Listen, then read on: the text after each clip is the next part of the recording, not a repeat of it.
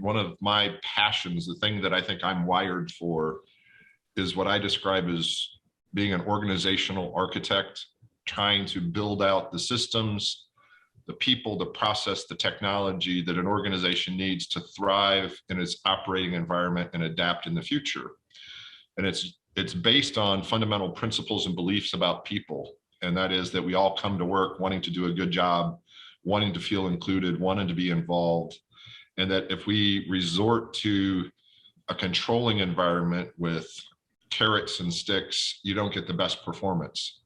I came across Judy when I was out really looking for, is there a program out there that can help and install a responsibility-based management culture, one that focuses on people and their strengths, that recognizes the differences and how we complement each other.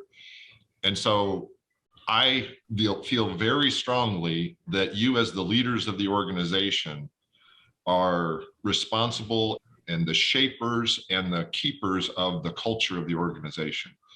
The number one reason people leave an organization is their immediate supervisor, and the experience they have at work is largely colored by that. When I first got to Easter Seals, we did the Net Promoter Scores staff survey, and I could tell that our culture wasn't where it needed to be.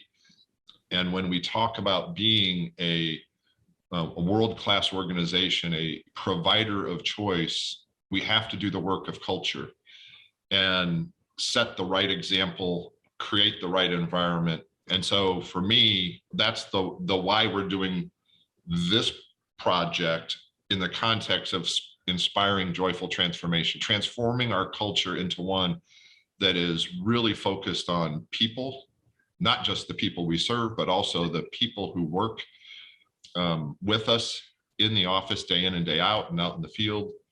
And so in creating my purpose statement, I also added the joyful part, because I also like to have fun. I'm an orange, if you remember, and I like laughter. This work is going to be hard anyway, so we might as well have fun while we're doing it.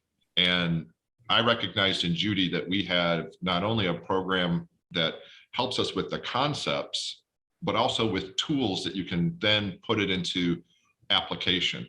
And if you don't get 100% of everything we're doing, that's okay. For some of the areas like CRC, they're going to do a deeper dive over the next years. Other areas are looking to say, hey, how can I take and spread this to the rest of my team? For those of you with larger teams.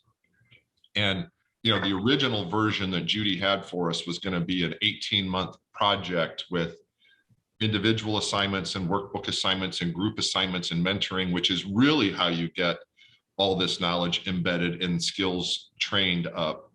But I said, I would rather do something quicker for the entire leadership level, because I think it has the ability to influence. And this is the purpose statement. That's the why for me personally, and the why for this project.